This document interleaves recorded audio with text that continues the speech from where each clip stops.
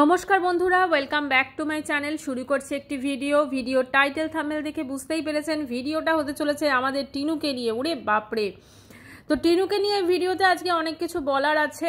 আচ্ছা, আজকের এই ভিডিওটাতে থাকবে টিনুর ভাইফোঁটার যে ব্লগটা দিয়েছিল সেইটা নিয়ে তো আলোচনা থাকবেই, টিনুর বাড়িতে খুশির খবর সেইটা নিয়ে থাকবে, এছাড়াও টিনুর ভবিষ্যৎ পরিকল্পনা সেটা নিয়ে থাকবে, এছাড়াও টিনুর মা এবং টিনুর মধ্যে কি খিচুড়ি একটা রান্না হচ্ছে সেটাও কিন্তু থাকবে। তো চলুন ভিডিওটা স্টার্ট করি।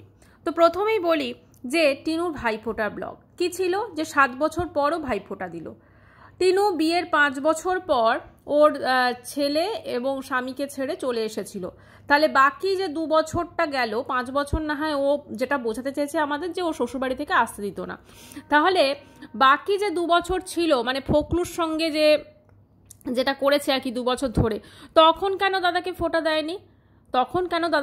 দেয়নি? মানে সব কিছুতেই এরা ওই একটা করে একে অপরকে খোঁচা মারার একটা চেষ্টা। ওদিকে দেখলাম ফোনদ্বীপের গ্রামে নাকি কে আবার পরকিয়া করে পালিয়েছে মহিলা, মানে ফোনদ্বীপের গ্রামে আর কি সবাই মহিলারাই পরকিয়া করছে, পুরুষরা কেউ করছে না। ঠিক আছে, মানে ফোনদ্বীপ বোঝাই গেল যে কথাটা বলেছে পুরো মিথ্যে কথা, এবং সেও কিন্তু টিনুকে জ্বালাতেই কথাটা বলেছে বা টিনুকে খারাপ করাতেই বলেছে। কারণ এই ধরনের ফোনদ্বীপের যা ভিউজের অবস্থা হয়েছে অত বড় একটা চ্যানেলের, সেখানে যদি এই ধরনের টাইটেল থাম্বনেল না থাকে তাহলে কিন্তু ওর ভিডিও কেউ দেখতে যাবে না। কারণ ও তো মানে ওপেনলি এভাবে টিনুর মতো পরকিয়া করছে না বা করেনি, তো সেই জন্য তার ভিডিওতে কিন্তু মানুষের ইন্টারেস্ট অনেকটা কম। কারণ টিনুর ভিডিওতে কেন বেশি না, টিনু ওই ধরুন একটা পরকিয়া করা মেয়ে কিভাবে তার জীবনযাপন করছে এটা দেখতে মানুষ বেশি পছন্দ করে। সে যতই বলুক যে আমরা এই ধরনের ভিডিও ভালোবাসি না, এই করি না, খারাপ কমেন্টস করি, কিন্তু তবুও কিন্তু মানুষজন ওই ভিডিওটাই সব থেকে বেশি দেখতে যাবে, এটাই হচ্ছে কথা। আচ্ছা, তো ভাইফোঁটার দিয়েতে শাড়ি টাড়ি পরে এলো, আর চেহারাটা যা হয়েছে, কাউকে বডি শেমিং করা উচিত না, কিন্তু ওর নিজের চেহারা সম্পর্কে, বডি সম্পর্কে ওর কিন্তু কোনো রকম সচেতনতা নেই। সেই বেলা করে ঘুম থেকে ওঠা, অতিরিক্ত ফাস্টফুড খাওয়া, কোনো কাজ না করা, মানে কায়িক পরিশ্রম যেটাকে বলে। কারণ টোটো করে ঘুরতে গিয়ে বিকেলবেলা ওই হাসনাবাদে ওখানে ওই সমস্ত ফাস্টফুড খেলেই কিন্তু চেহারাটা ঠিকঠাক হবে না। তারপরে টিনু সেটা পরে বসলো ফোঁটা দিতে। তো তোর দাদা নাকি ওকে চিনতেই পারছে না প্রথমে। যাই হোক, ফোঁটা দিল। ফোঁটা দেওয়ার পর ওর দাদা ওকে কি আশীর্বাদ করবে সেটাই বুঝতে পারছে না। মানে নর্মালি কি আশীর্বাদ করে, তুমি স্বামী সন্তান নিয়ে সুখী হও বা তোমার ভবিষ্যৎ জীবন ঠিকঠাক হোক। ওর দাদাও কনফিউজ যে আমি কি আশীর্বাদ করব। ঠিক আছে, কিছু আশীর্বাদ করার তো নেই, কি আশীর্বাদ করবে না। আশীর্বাদ কি করলো না, ভালো করে আরও ভালো করে ঘুমো। তার মানে বোঝাই যাচ্ছে ও কীরকম আরামপ্রিয় জীবন কাটাচ্ছে। অ্যাকচুয়ালি এই যে দিল্লি থেকে চলে এসেছে না, এটা শুধুমাত্র ওই মায়ের ইমার্জেন্সির ডাকে আসেনি। ঠিক আছে, এটা হচ্ছে কিছুটা তো ওটা সুযোগ খুঁজছিল যাতে ও ফেরত আসতে পারে এখানে, এবং ফেরত এসে মানে ওর বাপের বাড়িতে যাতে ফেরত আসতে পারে। কারণ ওখানে দিল্লিতে প্রচুর পরিশ্রম হয়ে যাচ্ছিল। যতই হোক, নিজে ওই একটা তরকারি রান্না করে খাওয়াই হোক, বা ধরুন মানে একটু আমরা সকলেই দেখতে পাচ্ছিলাম কতটা পরিশ্রম হচ্ছে, ঘরদোর পরিষ্কার করা, সব কিছু করা। তো ওই সব তো করারও অভ্যেস নেই, সেই জন্য ওটা থেকে চলে আসার জন্য ও কিন্তু এরকম একটা ইমার্জেন্সি, তারপর ছুটি। এখন দেখুন কালী পুজো কিন্তু মিটে গেছে, কালী পুজো ভাইফোঁটা মিটে গেছে, কিন্তু এখনও তার অনেক কিছুই বাকি আছে। কি বাকি আছে সেটা তো পরে আসছি। আচ্ছা, এবারে এই যে শ্যুটটা করছিল সে সম্ভবত দাদার বউ বোধহয়, তো পিছন থেকে দাদার বউ গুড মানে এই প্রচণ্ড গুড এদের বুঝলেন তো, সবই হচ্ছে ভালো বিশাল সব একদম ইংলিশের সব ইংলিশ মিডিয়াম স্কুল থেকে পড়েছে, তো সেই জন্য সবসময় গুড একদম বিশাল কিছু। আচ্ছা, এবারে যখন ফোঁটা দিয়ে করছে তখন বলছে যে টিনুর মা, হ্যাঁ মানে প্রথমে টিনু বলছে যে আমার একটা ভাইজি হলে খুব ভালো হয়, হয়। তারপরে বলছে হ্যাঁ, তখন এদিক থেকে বৌদি বলছে হ্যাঁ তোমার সঙ্গে দিয়ে দেবো, তুমি নিয়ে যাবে। ঠিক আছে, তারপরে টিনুর মা বলছে হ্যাঁ টিনুর মতো হলেই ভালো হয়। ভগবানের কাছে প্রার্থনা করি টিনুর মতো যেন টিনুর দাদার মেয়ে না হয়। তাহলে যদি হয়, মানে বলা উচিত না, স্বভাব যদি ওরকম হয় তাহলে কিন্তু তার জীবনটা সে নিজে হাতেই বরবাদ করবে। যেমন আজকে টিনু তার নিজের জীবনটাকে নিজেই শেষ করেছে বলা যায়। যতই স্বামী শ্বশুরবাড়ি খারাপ হোক না কেন, যেখানে সে 5টা বছর কাটাতে পেরেছে, আর যদি সে মনে হয়েছে যে ওটা ঠিকঠাক নেই, তো বেরিয়ে এসে ছেলেটাকে নিয়ে বেরিয়ে এসে সে কিন্তু ছেলেটাকে মানুষ করার পিছনে বা আলাদা জীবনযাপন করতে পারেনি। সে কিন্তু যে জীবনটা যাপন করেছে সেটা কিন্তু সত্যিই আমাদের এই সমাজে যতই পরকীয়া বৈধ হোক না কেন, কোনো কেউ কিন্তু সেই জিনিসটা কিন্তু সহ্য করে না বা সেটা কিন্তু খুব ভালো চোখে দেখে না। আচ্ছা, এবারে এই যে ধরুন ভাইজি ভাইজি বলছে, তার মানে এবং দাদার বউও কিন্তু সেদিন পূজাতে তো অংশ নেয়নি, এবং দেখুন পুজোর পরও কিন্তু ও প্রসাদ খেতে গেছে অন্য বাড়িতে। তাহলে তার যদি পিরিয়ডস হয় তাহলে সে তো যেমন বাড়ির পুজোয় অংশ নেবে না, তেমন কিন্তু কোথাও প্রসাদ খেতেও যাবে না, তাই না? কিন্তু সেখানে সে প্রসাদ খেতে গেছে, এবং এছাড়াও সে ঘুরছে ফিরছে ঠাকুর দেখছে, সেটাও আমরা দেখেছি। ভাইফোঁটাতেও কিন্তু আমরা দেখলাম না যে ও বাড়ি গেছে। সব কিছু মিলেমিশে ওর দাদার বউ যে প্রেগনেন্ট এবং সে যে সন্তান সম্ভবা, সেটা কিন্তু বুঝতে আর কারো বাকি নেই। অবশ্য ওদের চিন্তা নেই, কারণ সমস্ত খরচ তো বহন করবে চলতা ফিরতা এটিএম। আচ্ছা, এবারে এই যে আশীর্বাদ পর্ব হলো, তারপরে খাওয়া দাওয়া হলো, তারপরে বিকেলে বলল যে আমি এই শাড়িটা পরছি, এই শাড়িটা আমি কবে যেন পরেছিলাম, হ্যাঁ সরস্বতী পুজোতে পরেছিলাম। হ্যাঁ, সরস্বতী পুজোতে পরেছিল 2 বছর আগে। এবার সরস্বতী পুজোর সাথে সাথে সেই দিন ছিল ভ্যালেন্টাইন্স ডে।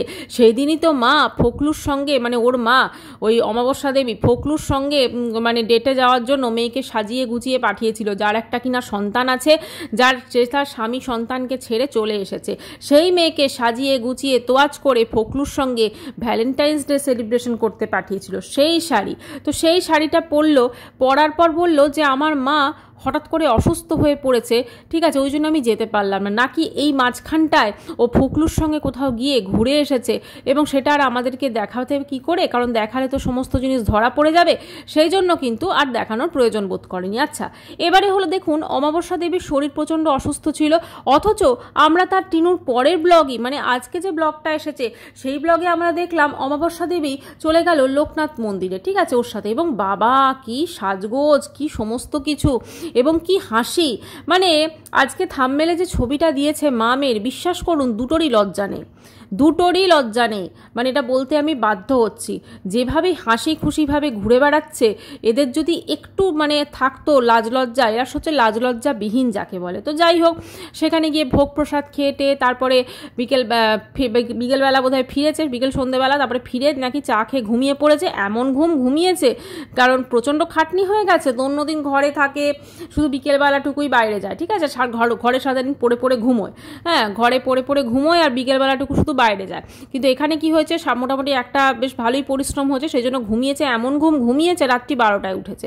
আচ্ছা, রাত্রি 12টায় উঠে ডিনার কি করলো, ডিম ভাজা, তারপর চিকেন ঘুগনি, এগুলো। ও কিন্তু লোকনাথ মন্দিরে গেছিলো, মানে সেই দিনই টেম্পেলে গেছিলো, আবার বাড়ি ফিরে কিন্তু একটা আমিষ খাবারই মোটামুটি খেলো। নর্মালি মানুষজন যদি কোনো পুজো দিতে যান সেই দিনটা অন্তত ভেজ খাওয়ার চেষ্টা করে, যাই হোক ওর তো সেই সব বালাই নেই। তারপরে ভিডিওটা 12টার সময় নাকি ওর বললো আমার তো আর ঘুম আসবে না। আচ্ছা, আরেকটা জিনিস যদি আপনারা একটু লক্ষ্য করেন, আগে দেখতাম টিনুর মা পরতো হাত কাটা নাইটি, এখন দেখছি টিনুও পরা শুরু করেছে, বুঝলেন তো, হাত কাটা নাইটি। আসলে মানে একটুখানি তো বেশি করে এখন শরীর টরীর না দেখালে অসুবিধা, সেই জন্য একটু পড়েছে। যদি কেউ মানে ফোকলু যদি বাই চান্স একটুখানি আবার ফসকে যায়, তাহলে যদি কেউ আসে সেই জন্য বোধহয়। যাই হোক, এবারে ব্যাপারটা হচ্ছে এইখানে বললো আমি তো নিচে শুই, তো আমি নিচে চলে যাচ্ছি, ওরা এখানে শোবে, আমি দাদাভাই এলে খুলে দেবো। এবারে হয়ে গেল। এবার তার পরের দিন আবার ওই দুপুরবেলা থেকে যেমন ব্লগ শুরু করে সেরকম ব্লগ শুরু করলো, এবং সেই দিন কিন্তু সেজে গুজে কোথায় যাচ্ছে না, হাসনাবাদ যাচ্ছে। ওই লাইফে ওর একটাই মোটামুটি ডেস্টিনেশন, একটাই ওর সব কিছু আছে, সেটা হচ্ছে একটাই উদ্দেশ্য বলতে পারেন, সেটা কি না, সেটা হচ্ছে হাসনাবাদ যাওয়া, বিকেলবেলা টোটো করে, তো সেখানে যাচ্ছে। আচ্ছা, আরেকটা জিনিস যদি আপনারা একটু লক্ষ্য করেন, এখন ওর মায়ের টিনুর প্রতি যে পিরিতটা, এটা একদম উছলে পড়ছে, বুঝলেন। তাকে কিন্তু এত ছিল না, একটা সময় মাঝখানে আপনারা মনে করে দেখুন, টিনু নাকি ওইখানে ভিডিও করতে পারতো না, টিনুর অনেক সমস্যা ছিল, মানে অসুবিধা হতো, ভিডিও জায়গা পেতো না, ওর মা ওর সঙ্গে ঠিকঠাক কথা বলতো না, সেটা কিন্তু আমরা বহুবার দেখেছি। কিন্তু এই মাই আজকে কীরকমভাবে মেয়েকে অয়েলিং করে যাচ্ছে, আর করবে নাই বা কেন, কারণ এখন তো ওর মা খুব ভালো করে জানে যে ওর বাবা কিন্তু আর সংসারটা চালাতে আসবে না, ঠিক আছে। অতএব এই সংসারটা কিন্তু পুরোপুরি চালাবে এখন ও চলতা ফিরতা এটিএম মেয়ে, এবং সেই জন্য কিন্তু মেয়েকে যত পারছে তোয়াজ করে যাচ্ছে। আর মেয়ে ভাবছে চলো এদের সংসারটা আমি চালিয়ে দিই, অন্তত তার বদলে আমাকে একটুখানি কাজকর্ম তো আর করতে হবে না, এই আর কি বসে বসে আমি খাবো ঘুমোবো, তো সেই জন্য যতই আমাকে এরা গালাগাল মারুক পারুক, যেমন ধরুন ওর ওই দাদা লাইফা, ঠিক আছে, লাইফা তো প্রচণ্ডভাবে ধরুন গালি মারে হয়তো ঘুমোয় বলে, তো আশীর্বাদ স্বরূপও কিন্তু সেটা হয়ে গেল। আমার ভীষণ হাসি পেয়েছে ওই জায়গাটা, যেখানে ওর দাদা কিন্তু বুঝতেই পারছে না যে বোনকে কি আশীর্বাদ করবে, কারণ বোন তো স্বামী সন্তান ছেড়ে চলে এসেছে, বোন একটা পরকীয়া করেছে, তারপরে বোন এখন অ্যাট প্রেজেন্ট লুকিয়ে লুকিয়ে ধরুন ফকলুর সঙ্গে সম্পর্ক রাখছে, তো কী আশীর্বাদ করবে সেজন্য বুঝতে পারছে না, সেজন্য বলে আরও বেশি করে ঘুমোক। যাই হোক, তো এই আশীর্বাদ তারপরে গেল সবাই মিলে হাসনাবাদ।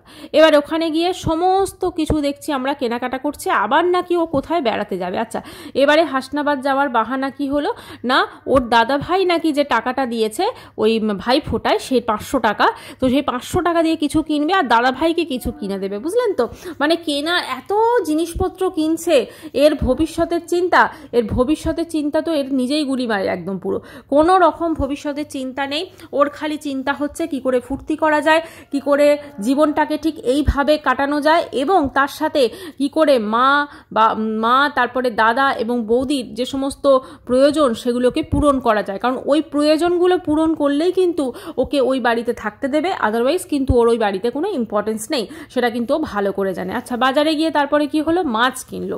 আচ্ছা, এবারে মাছ কিনে সেখানে মাছ টাছ কিনে তারপরে ফিরলো, এবং এই যে পমফ্রেট মাছ কিনেছে এইটা কিন্তু ওই অমাবস্যা দেবীর ব্লগে কিন্তু দেখিয়ে দিয়েছে অমাবস্যা দেবী আগের দিন, যে ও পমফ্রেট অনেক দিন পর মাছ খেলাম, এখন তো আর মানে অমাবস্যা দেবীর যে বন্ধু মানে ওর স্বামী সে তো আর আসে না, সেজন্য মাছ টাছ কেউ কিনে আনার নেই বোধহয়। আর ওই যে একটা বসেই রেখেছে সোনা সোনা করে ওর ছেলেটাকে, সে তো মোটামুটি ওই শুধু টোটো নিয়েই আছে আর কি, তো সেই সমস্ত মাছের খরচটা কে দেবে, সেই খরচটা দেওয়ার জন্য তো মেয়ে আছে। আচ্ছা, বাইরে গিয়ে পমফ্রেট মাছ থেকে শুরু করে নেল পলিশ, লিপস্টিক, আমি ভাবছি টিনুর মা কিন্তু ধীরে ধীরে বা নাভিতমে জওয়ান আরও মানে ওনার বয়স কিন্তু কমে যাচ্ছে, সিরিয়াসলি ওনার বয়স কিন্তু কমে যাচ্ছে। আমার খুব মনে পড়ে যাচ্ছে যখন মালপত্র রিকভারি করতে গেছিল, ঠিক সেই সময় আপনারা যদি একটু মনে করে দেখেন, ওই যে ফন্দীপ যে গ্রামের লোকজন জড়ো করেছিল, সেখানে কিন্তু ওরা বলছিল ও এটা তোমার শাশুড়ি, আমি ভাবলাম তোমার শালি, অ্যাকচুয়ালি ব্যাপারটা কিন্তু তাই হয়ে যাচ্ছে। মানে ধরুন তার মেয়ের যে একটা ছোট নাতি আছে, মানে তার একটা নাতি আছে,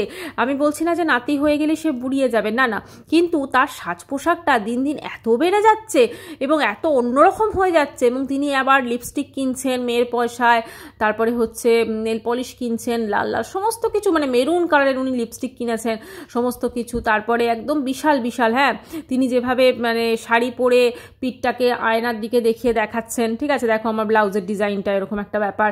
তারপরে তিনি যেভাবে আগে বোধহয় আমার মনে হয় যেটা হয় স্লিপলেস নাইটি পরলেও একটা উনি ওড়না নিতেন, এখন কিন্তু ওড়না ফোড়না বালাই হয়ে গেছে, সেটা না তো উনি নিচ্ছেন আর না হি টিনু নিচ্ছে, ঠিক আছে, তো মোটামুটি বোঝাই যাচ্ছে এদের জীবনযাপন এবং কোন দিকে যাচ্ছে, এবং পুরো মা নিজের মতো করে তার মেয়েকে একদম যত্নের সঙ্গে তৈরি করেছেন, পুরো নিজের যা কিছু চরিত্র সেটা সম্পূর্ণরূপে মেয়ের ওপর তিনি দিতে পেরেছেন। যাই হোক, এখন ভাবছে যে ওয়াইটি আছে, চলো আমরা যাই করি, আমাদের ব্লগ মানুষজন দেখবে।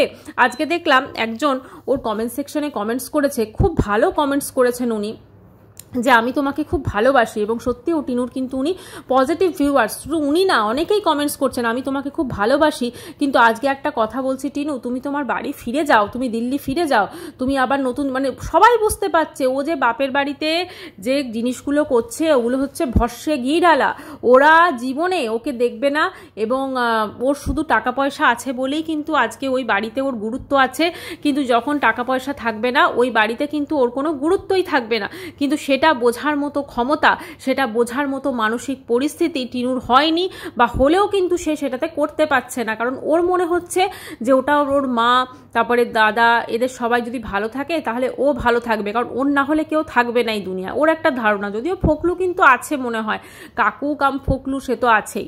এখন ব্যাপারটা হচ্ছে টিনু দেখলাম আগের দিন বললো আমার এই ফোনের কাভারটা দেখো না ছিঁড়ে গেছে, তো মা তো ওই আরেকটা কাভার কোথায় ছিল কে জানে, মা তো বোধহয় জিনিসের সঙ্গে পাঠিয়ে দিয়েছে, আবার দেখো পরক্ষণেই ওই কাভারটা কিন্তু খুঁজে পেয়ে গেল, মানে কি হলো দিল্লি থেকে কাভারটা কি আবার ওদিক থেকে কেউ দিয়ে দিল সঙ্গে সঙ্গে, মানে কোনো ম্যাজিক হয়ে গেল যে দিল্লির জিনিস আবার সঙ্গে সঙ্গে চলে এলো। আচ্ছা, ওইখানে যেখানে ওরা গেছিল রিটার্ন টিকিট যখন কেটেছে সেখানে ডেট একটা দেখা গেছে, সেই ডেটটা একজন দেখলাম কমেন্ট সেকশনে কমেন্টস করেছেন ওটা 21 তারিখ, ওটা অ্যাকচুয়ালি 24 তারিখ হবে বোধহয়, 24 তারিখই দেখা গেছে। তো মোটামুটিভাবে ও আমাদেরকে গোজামিন অনেক কিছুই দিচ্ছে, কোন ব্লগটার সঙ্গে কোন ব্লগটা মানে পাইল করছে কিছুই বোঝা যাচ্ছে না, সমস্ত কিছু কিন্তু একভাবে মানে এই ব্লগের সঙ্গে এই অংশের সঙ্গে চলো ওই অংশ জুড়ে দিচ্ছে, এরকম একটা ব্যাপার। মানে ঠিকঠাকভাবে ও যে ব্লগের এডিটিংটাও সেটাও কিন্তু করতে পারছে না। তার কারণ ওর সেই টাইমটাও নেই, সারাদিন বাড়িতে পড়ে পড়ে ঘুমোয়, আর বেলার দিকে উঠে একটুখানি চান খাওয়া করে, আবার সন্ধেবেলা হলেই হাসনাবাদ চলে যায়, তারপরে বাড়ি ফিরে হাহা হিহি, তারপরে রাতের খাবার সেরে তারপরে আবার যেটুকু অংশ হয় সেটা এডিটিং করে, এবং তারপরে অবশ্যই ঘুম থাকে পরের দিন আবার বেলা অবধি। তো এই হচ্ছে ওর জীবনযাত্রা, এবং এই জীবনযাত্রায় ও সত্যি ধীরে ধীরে নিজেকে শেষ করে দিচ্ছে। যতই রাত্রে ঘুমানোর আগে গ্রিন টি খাওয়া হোক, ওর যা চেহারাটা হচ্ছে, ও যদি নিজে খেয়াল না রাখে তাহলে এখন কিন্তু বলা উচিত না, খুব কম বয়সে মানুষেরও শরীরে বিভিন্ন রোগ ধরছে, বা অনেকের হার্ট অ্যাটাক হচ্ছে, বা অনেক কিছু হচ্ছে। তো সেই দিকটা কিন্তু আমার মনে হয় অবশ্যই ওর নজর দেওয়া উচিত। আজকে ওর মা বলছে, দেখলাম যে টিনুর নাকি এই হেয়ার কাটটা খুব ভালো লাগছে, মেয়ের হেয়ার কাটটা ভালো লাগছে, আর মেয়ের চেহারাটা কি হয়েছে সেটা কি একটু দেখেছে তার মা?